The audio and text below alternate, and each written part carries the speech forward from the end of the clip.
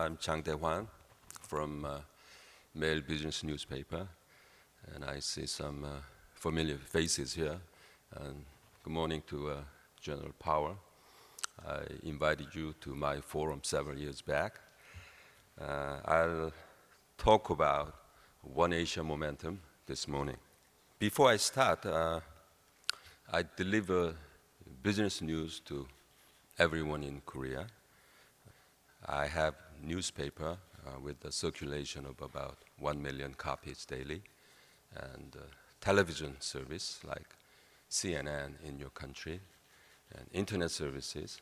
So I have about 10 million daily Korean audience. So it's a difficult job to satisfy many Koreans once, but I have this One Asia momentum idea several years back, and I'd like to share some of the ideas. Before I go in, look at the economic forecast I made with the A.T. Kearney. A.T. Kearney is, I believe, American consulting company in business management.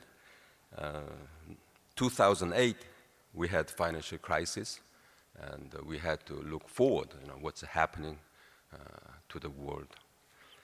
And we had this broken wing idea. We had this Wall Street type greed distribution, so everybody's making lots of money, and we are happy here. But suddenly, we had the Lehman case, and we are into panic motion. And it came down, and all the way down to 2011. And I think it's about time that we move up slowly, but you don't expect anything spectacular to happen. The economic recovery will be slow for the foreseeable future, for 5-6 years. Coming out of this economic difficulties, we have proposition that whether Asia can take the global world out of this current economic difficulties. So I look at this global map. We have many circles. NAFTA consists of US, Canada, and Mexico. This is the one of the most biggest market you can think of. And we have EU, 26 countries, and the 17 countries of Eurozone. But this area is in trouble, and Greece faces much difficulties. And ASEAN 10 nations are moving quite fast, but you notice that there is no circle among China, Korea, and Japan. And I like to put a circle here, for the future.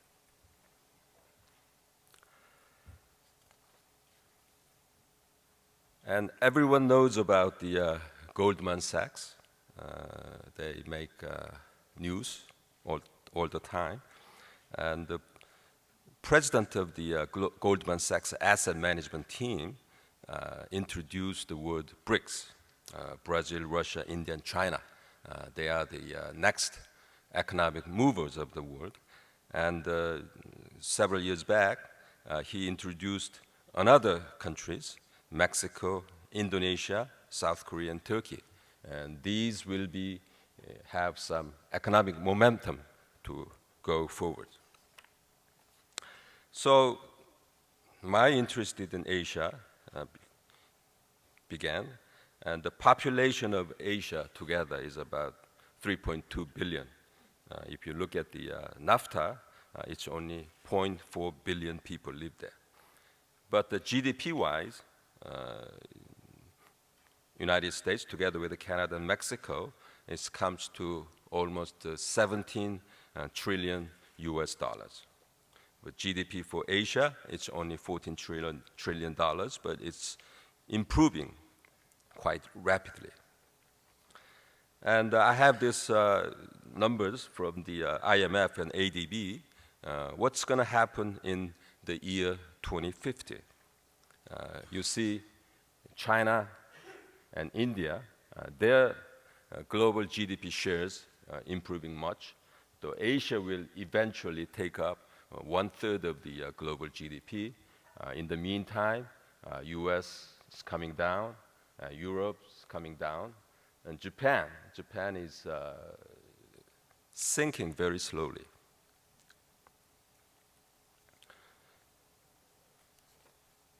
What about the financial powers? Look at the foreign exchange holdings in many Asian countries. China have like more than 3 trillion US dollars. That's a lot of money.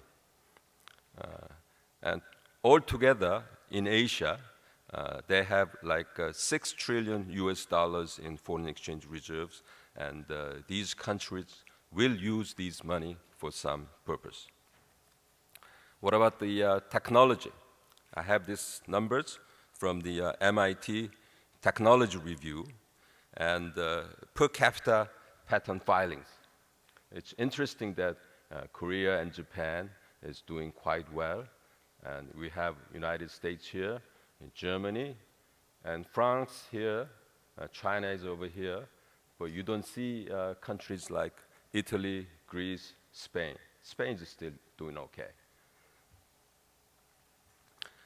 So Asian people will deepen industrial cooperation among Asian countries, especially in technology area. And the Korea, Japan, and China will lead the way. So we have this pessimistic view about the future of the global economy, but there are some ideas to get out of these difficulties. I invited George W. Bush 2 years ago, and he said the World Economic Center has moved from Atlantic to Asia Pacific. The future of the global economy depends on the creation of one Asia. I have a friend, Stephen Roach. He's a pessimist economist, but he emphasized that the future direction of Asia is one integrated economy. So many people turning their attention to center of Asia.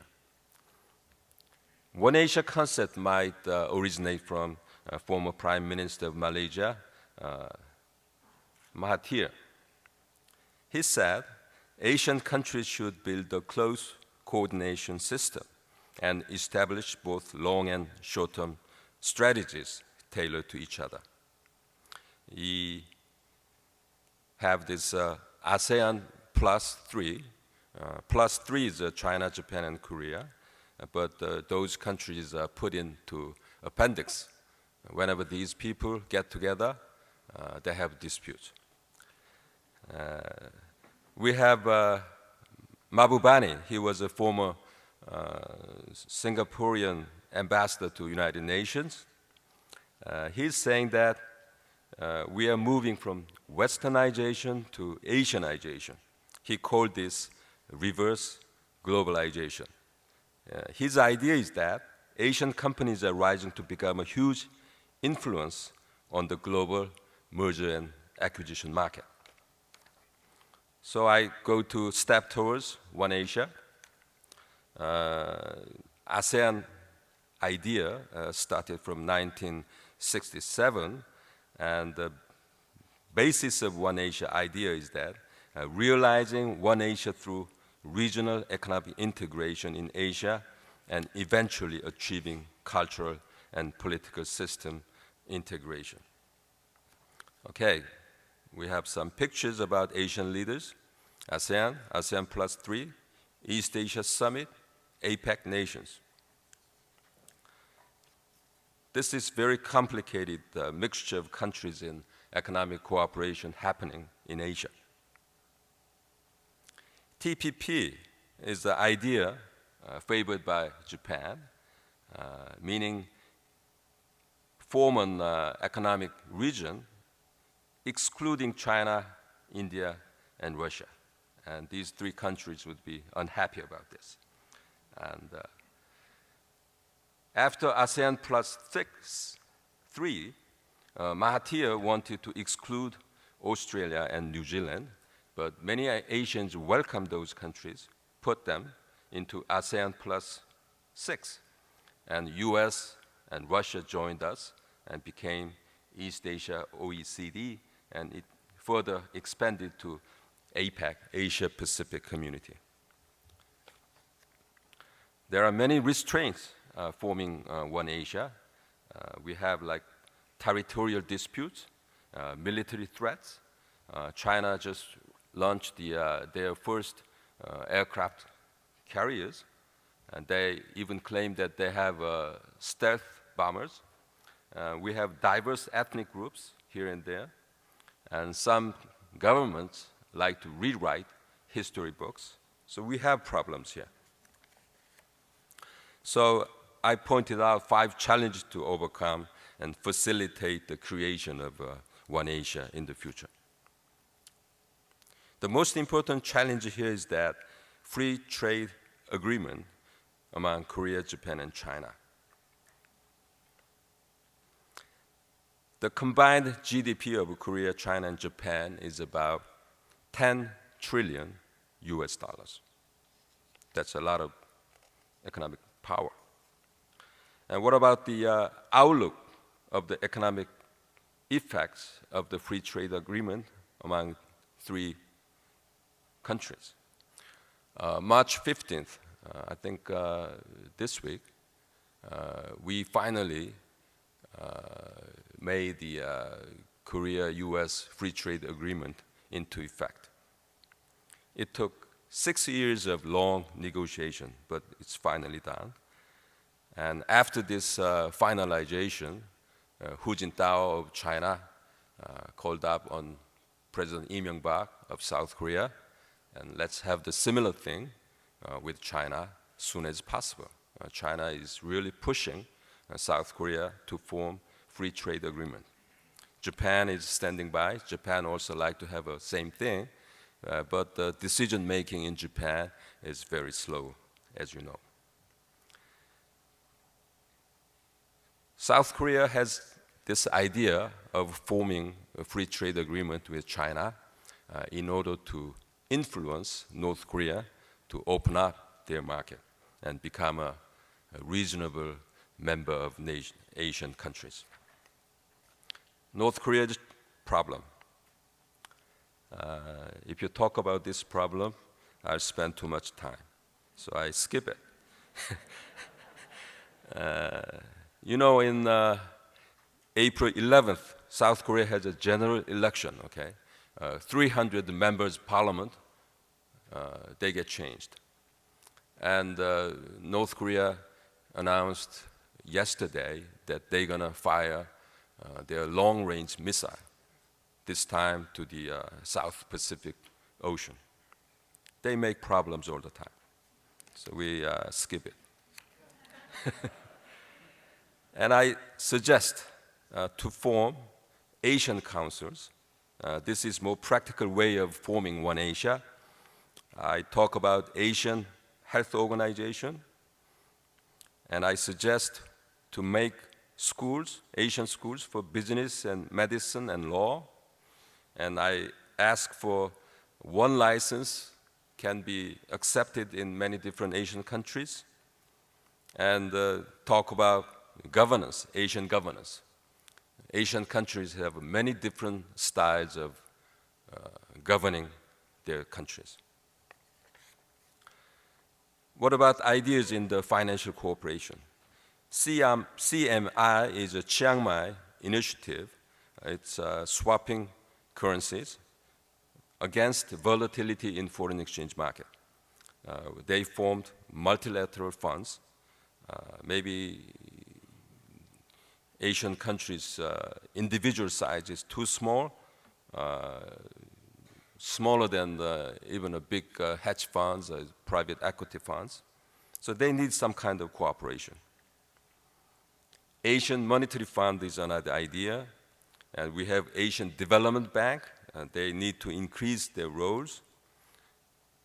ACU is an Asian currency unification, but this is a long way.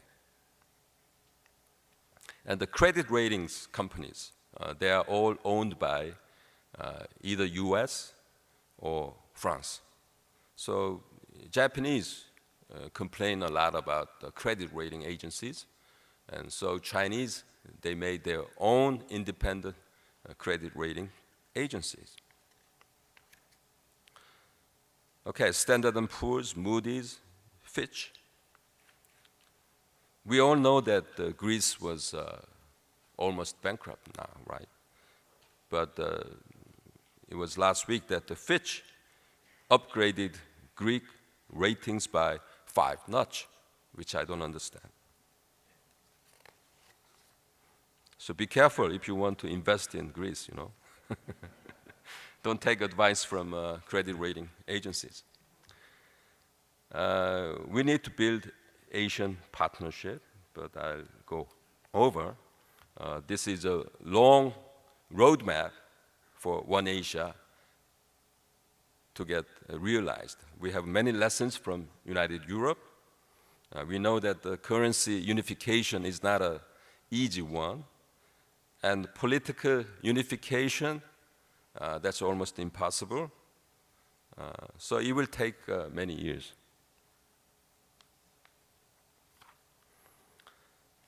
And I think that there is a role for Korea to play in this region. Korea is a relatively small country, size of California or size of New York State. GDP is about the same as California. But Korean GDP is as big as India.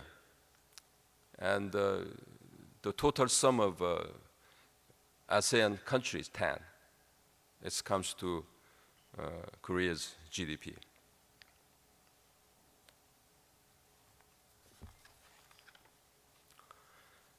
And I checked on this current status of economic sentiments in South Korea. You don't have to look at all these numbers. I mean, just look at the number of new business getting formed. We still have lots of entrepreneurship happening in South Korea. And I try to give you some ideas. Why is Asia is integrating? We have this low-cost airlines blossoming everywhere. South Korea is connected with more than 20 cities of China and more than 20 cities of Japan. And the low-cost airline, it's really help moving peoples around within Asia. I look at the advertisement. It's a Cebu Pacific Filipino airline. From Seoul to Cebu, they charge you only $50. So after Korea, try this. Enjoy the nice sunshine, beaches, hospitality of Filipino people. Look at the highways.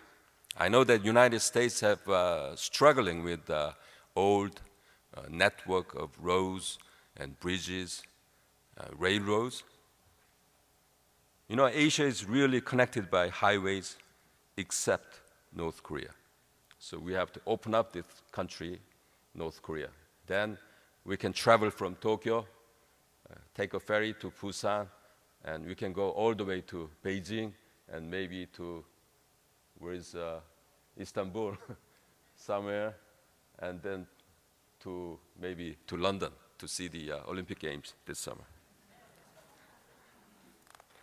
I've sent my journalists go to Pakistan and India, going through China by car, but I ordered them, don't go to Afghanistan. Don't try there. And this is an interesting infrastructure picture. Kunming is a part of China. They're building a gas pipeline crossing the Myanmar, then to the Indian Ocean, okay? And Dae Whan project, this is another port in Myanmar, and they're building highway going through Bangkok, cross Cambodia, all the way to Kinong, Vietnam. What is important here is that China wants to become an ocean power. I mentioned that they launched the first aircraft carrier, and they have like islands, small islands somewhere here. There are disputes with Japanese, Filipinos. They recently claimed very small rocks in southern part of Korea that the Chinese Navy will patrol this island. They just simply declared.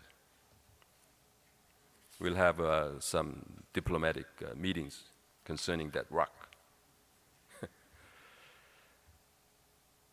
Let's look at the Korean free trade agreement. Orange countries, US, Peru, Chile, ASEAN 10, Singapore, India, 27 EU countries, we formed free trade agreement already. And the blue ones incoming, especially Turkey. Turkey is a very important country in the Middle East. Economically, it's prospering lately. And trade talks with Russia, China, and Japan just began, but this will take a long time. And Putin, he has his idea. Putin and Lee Myung-bak, South Korean president, had a telephone communication last week, and he's interested in the forest. Okay, the red ones already built, gas pipelines already finished, and Putin wants to come down to North Korea, to South Korea, and to Japan, and service the energy problems. And Putin, he'll have APEC summit in Vladivostok this September. So many of the Pacific region leaders will gather there. So I say that Korea is in the most strategic position to coordinate interests of Russia, China, Japan, not to mention of the United States. How do we sustain the possibility of One Asia? I ask Asian people to form more trust. Asian people are still suspicious of each other, especially China, Japan, and Koreans. We have many fightings in the past 5,000 history.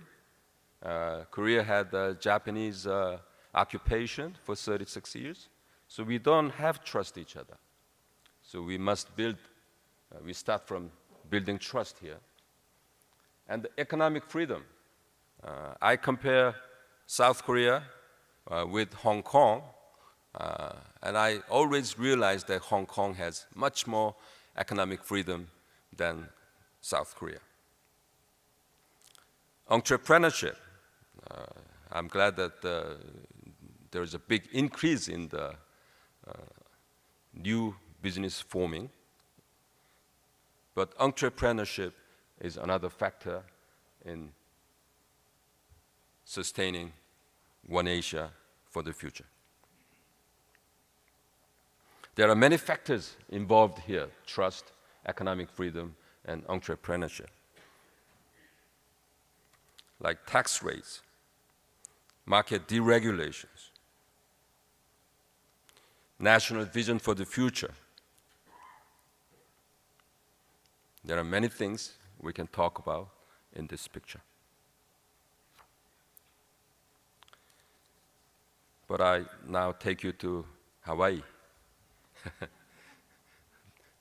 This is nice. Surfers slowly swim outside, okay, and wait there for the wave they like. Then get on it, okay, and come down. The momentum idea is that don't wait until the wave comes. The momentum strategy encourages you to make a wave of your own and ride it out. Who are these people? Bill Gates, Steve Jobs. But I say Michael Dell of Dell Computer. Michael Dell he once told me that he got the idea out of Korea. What is it? He came to Seoul, Korea to attend one of electronics exhibition. He had this idea of sourcing parts, bring these electronic parts from Korea, Taiwan. During that time, China was a little bit late, and started assembling computers for his friends on campus. That's how Michael Dae started this billion-dollar company.